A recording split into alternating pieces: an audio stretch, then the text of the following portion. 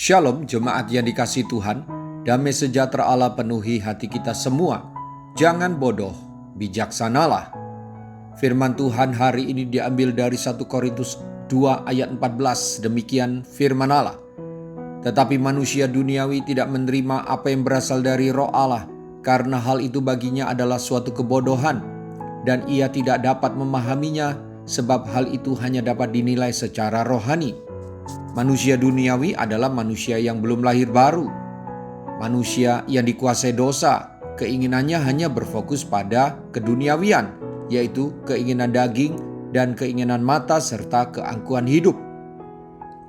Manusia seperti ini akan menolak atau tidak suka atau tidak menggubris hal-hal rohani yang disampaikan kepadanya. Pikiran mereka tidak bisa menangkap tentang hal-hal rohani yang disampaikan kepadanya.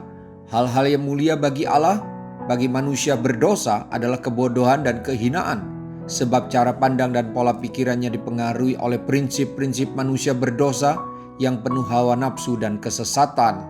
Bapak, Ibu, Saudara-saudari, jika Anda dan saya tidak lagi minat terhadap hal rohani, apalagi sampai menjadi orang yang menilai hal rohani sebagai sesuatu yang tidak perlu, omong kosong, maka sudah dapat dipastikan itulah manusia duniawi.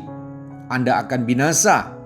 Ingat, ayat yang kita baca dan dengar ini menegaskan bahwa manusia duniawi tidak menerima apa yang berasal dari roh Allah. Ia tidak dapat memahami hal-hal rohani.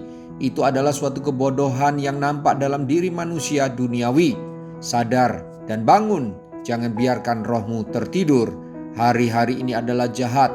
Perhatikan dengan saksama bagaimana kamu hidup. Janganlah seperti orang bebal, tetapi seperti orang arif. Dan pergunakanlah waktu yang ada, karena hari-hari ini adalah jahat.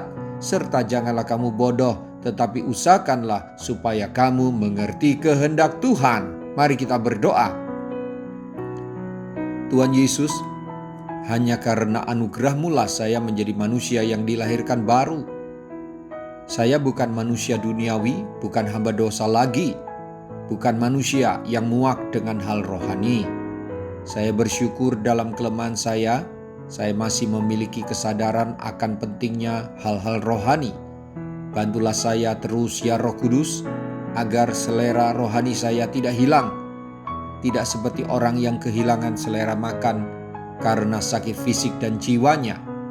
Saya bertekad untuk selalu menjaga kehidupan rohani saya dan juga kehidupan rohani keluarga saya agar tetap sehat, hingga Tuhan panggil kami satu persatu pulang ke rumah-Mu. Dalam nama Tuhan Yesus, haleluya, amin. Sampai jumpa besok dengan suara gembala, firman Allah yang hidup. Tuhan Yesus memberkati.